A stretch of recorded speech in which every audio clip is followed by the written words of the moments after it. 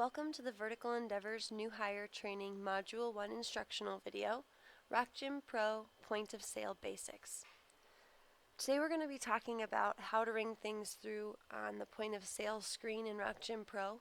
We're going to talk about anonymous sales and transaction memos, how to ring in day passes and rental gear, including how to ring those things through with discounts and coupons, how to ring through punch cards and memberships, different things that actually involve updating a member profile as well as ringing through a transaction. And then we'll look at how to ring through Pro Shop retail sales using barcodes, applying employee purchases, discounts, and also how to ring in gift cards. We'll wrap up by talking about a few transactions that only managers should be processing.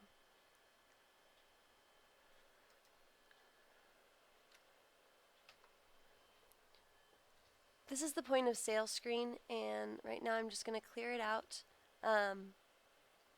To start with, you have to select whether a certain transaction is going to be rung through under a customer's name or under anonymous. And most of the time, pretty much I would say 99% of the time, we should be ringing through transactions under a customer name. So the first thing you're going to do is select customer, and it'll bring up the recently used customers and the recent check-ins. So you can use those to decide which customer. If you've already checked them in for the day, this is an easy thing to do. Otherwise, you can always look up a customer and you can ring it through under their name that way.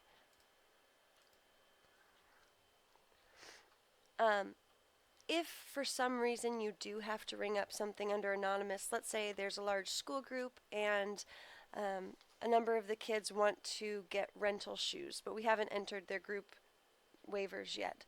If you have to ring something up under anonymous, we'll say that shoe rental real quick. When you tender it down here in the bottom right,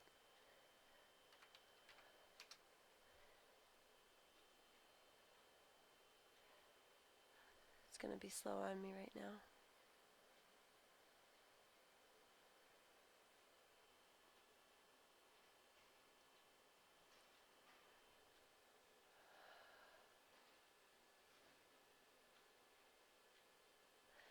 There's an optional transaction memo here at the top.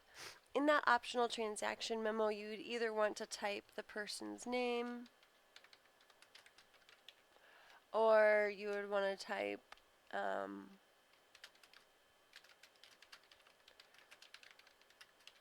something like that. So before you would ring it in, if it's anonymous, you should always have a transaction memo saying who it was or what it was for. That way if we have to look back later, we know why it wasn't rung up under a customer's name. So next, let's go to ringing up a day pass. And we're going to do this under customer's name. We're going to say this person just came in, and we're going to be ringing up a day pass. If you're ringing up a day pass, no matter if they have a coupon for it or they're getting a discount on it or it's going to be a free day pass, you're always going to ring it up as day pass right here on this quick button screen. Once you select that, then you can go to the rentals tab over here and select what kind of rentals they want. One important thing to keep in mind is that for the best customer experience, you want them to have all of the gear necessary. You wouldn't have your friend coming in and climbing in their street shoes if they were climbing for the first time. You would want them to get the best possible experience. So one thing that we like to ask is if the person has their own equipment and climbing equipment, or if they're going to be getting a rental package today. If they have some of their own equipment, or if they just want partial equipment, you can let them know that the harness and shoes, all those things can be rented individually for $5 each. Otherwise, you're going to be ringing in a rental package for them. So the rental package is right here, which we would ring up. Otherwise, individual items are all listed as well. Now, this would be the end of the transaction unless they have some kind of a coupon or discount. For instance, if they are here with a member and they're using the member bring a friend, which means that the very first time they come into the facility that they're going to be coming in with a member, so they get to climb for free and they get a free harness. So here I'm going to delete off the rental package, and they're getting a free harness today. So they're getting just the harness. And let's say that they're going to get the shoes too. They decided to get the shoes. So I'm going to ring in the 3 things that they're getting: day pass, harness, and shoes. And then I'm going to apply the discounts. So over here I have a few discounts that don't need a coupon. So up at the top are discounts that require a paper coupon to have come in, that they have to have in hand. And then down here are the things that don't require a coupon. We have the member bring a friend free day pass, and so that'll take off the price of the day pass for them. We also have industry partners half price day pass. That's people who work at REI, Midwest Mountaineering, other climbing gyms, the Minnesota Rovers, Wilderness Inquiry, Outward Bound, Arc'teryx and North Face store, places like that that have been approved for an industry partners discount. We also have the meetup group discount, which is a group that they would come in with. And we have the team parent half price day pass. That's for team parents who are going to be climbing while their kid is at team practice. So I applied the member bring a friend free day pass. And then I'm going to go over here to rentals, and I have the same type of coupons or discounts for different rental items. So the member bring a friend free harness rental, I would click that in. And now you can see that the only thing that's left is that $5 plus tax for the shoe rental that I got. And so that's how you would apply discounts that are ongoing that don't need a coupon. Let's clear this out. Boop. If somebody comes in for a day pass and a rental package, and they have one of our coupons that's for a half price day pass and free rental package, what I would do then is ring in half price day pass coupon and the free rental package coupon. Now, if it is a paper coupon and it says coupon right here, I need to make sure that I share what coupon it was for. So if it's for a Vertical Endeavors coupon, let's see.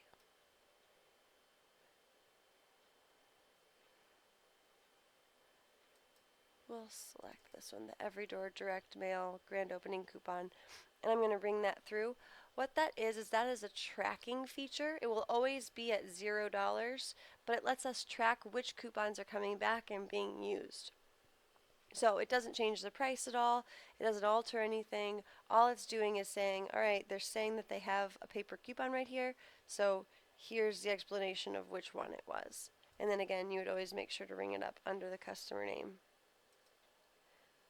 that's using it, and then tender and ring it through. Now, we're going to clear this out again. Another type of entry that somebody might want to purchase is a 10-visit punch card. So we have 10-visit punch cards right now, and when we ring them up, we actually give them a paper punch card. So let's just say we're going to ring this up under Jess. And she's buying a punch card, so I'm going to tender this.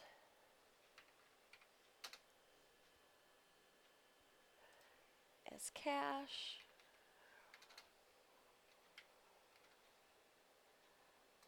Press OK. Now I actually need to update her profile based on the fact that she is now a punch card user. So I'm going to open up data entry, which hopefully won't take me too long.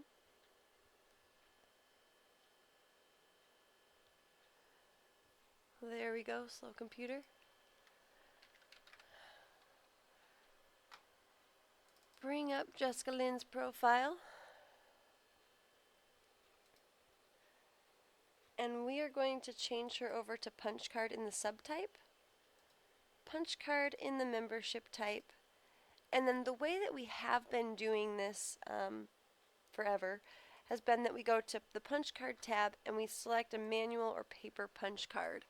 Now what we're moving to is something a little bit different that I want to show you, and we're moving to electronic punch cards.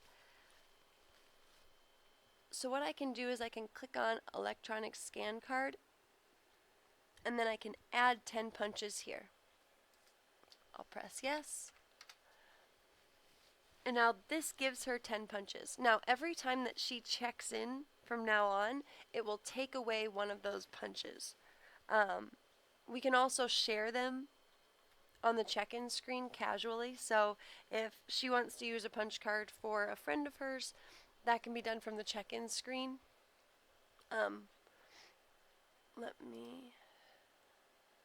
We'll say okay, so that the punch card balance goes to her. Now when we go to check-in,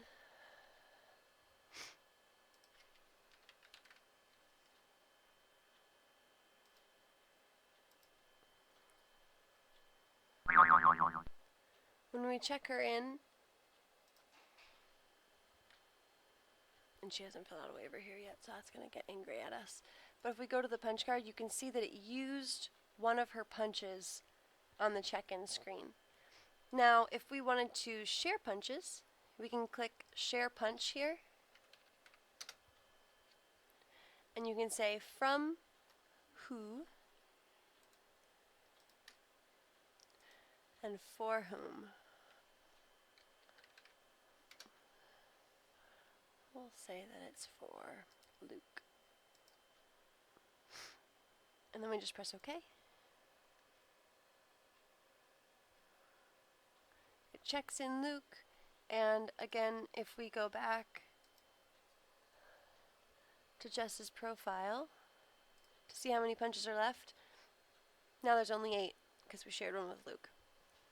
So it'll keep a log of where the punches are going, and we don't have to have that paper punch card anymore. Now, one thing that's a little bit different back in point of sale, outside of punch cards, is we also have the memberships, which we've talked about ringing in before. But memberships require that you link a person to the membership. So when you click on the yearly membership to ring it in, it's going to require that you attach a customer to it. That's really the only difference in ringing that in versus anything else. Next, we're going to talk about the Pro Shop inventory and retail sales. Everything that's in our inventory is going to be entered in to different categories. So we have things like carabiners, belay devices and books, crash pads, harnesses, all of that stuff. And there are subtypes for anything that has a size or color difference. So if you go here to aspect harnesses and you double click on that, it'll have each of the different sizes.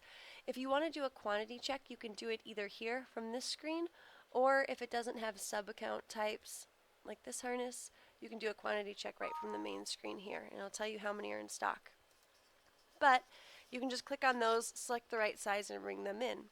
Now, that seems like a great thing, and it is, and that's how a lot of people end up bringing stuff through. But the problem with that is if something is in the wrong size bag, or if you just misread it or mistype it in, what happens is you might be selling a size 38 shoe in point of sale when actually you're giving out a size 39. And that puts our inventory count off for the end of the month. So the best way to ring in anything that has to do with our inventory is actually just to scan the barcode. And you can talk to the full-time manager who's in charge of inventory if a barcode's not working, so that they can make sure to update that accordingly. If you go in here to manage products,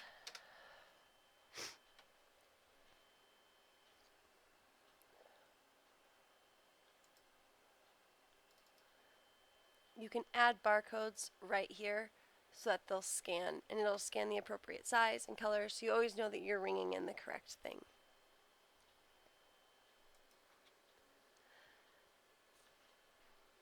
Making sure that you have accurate sizing and pricing is really important for things like, let's say, crash pads. If you sell somebody a crash pad and you sell them the simple pad instead of the full pad, you can see what a huge difference that is. Now, they're both organic pads, but the price difference is really substantial. So if you're selling them, make sure that you're selling the exact right product that you're handing out to the customer. For employee purchases, we do get 30 to 35% off depending on if you're part-time or full-time. Those have to be rung in by preferably your facility manager or assistant facility manager. If they're not available, then they have to be rung in by the manager on duty. Managers have to have their purchases rung in by the facility manager or assistant facility manager. It has to be rung in under your name, and they have to be purchased for yourself. You can't be purchasing items for somebody else. Last thing we're going to talk about is gift card sales. So if you want to ring in a gift card, all you're going to have to do is, you can actually just type in gift card. This is something that we no longer use, or we only use when there is a difference between what the person is paying for and the gift card that they're getting. So during promotions on the holidays, when we're talking about buy a $25 gift card, get $5 gift card for free, we would use this product then. Every other time, you're just going to double click on the gift card and you're going to scan the gift card number twice. So you're going to scan it once here,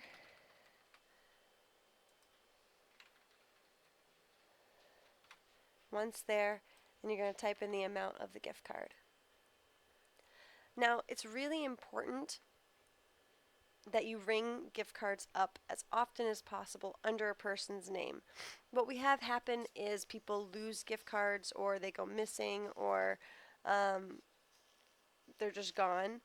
And what we can do is we can actually use the old gift card number right here that's lost, and we can use just that number by typing it in to purchase a new gift card, and that basically just transfers the balance onto a new gift card that they can have in hand.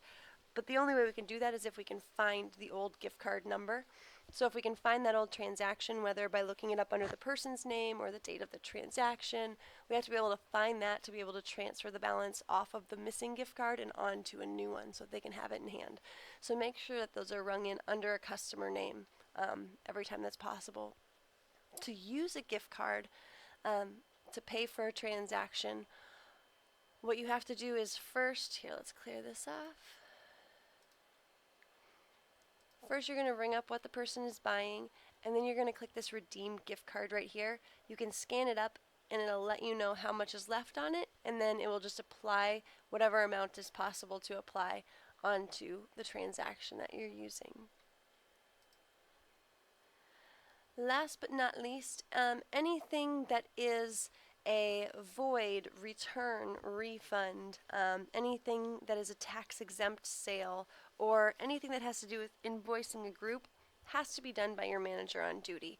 So things like, for instance, Jess did not actually buy this punch card. So if I'm going to void that out, there's a right and wrong way to void that.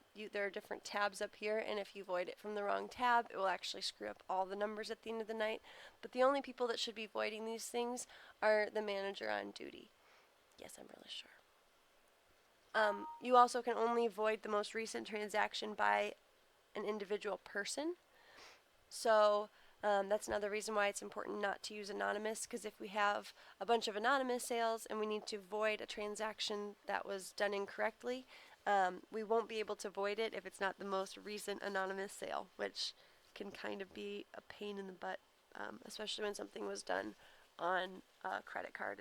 And if you return it instead of void it, then it actually goes through, charges the person's credit card, and then takes a number of days before it comes back off.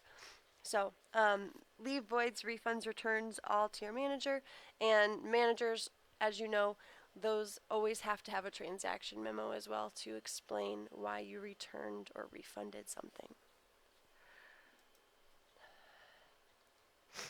So this has been the Vertical Endeavors New Hire Training Module 1 instructional video, Point of Sale Basics. Thanks for watching.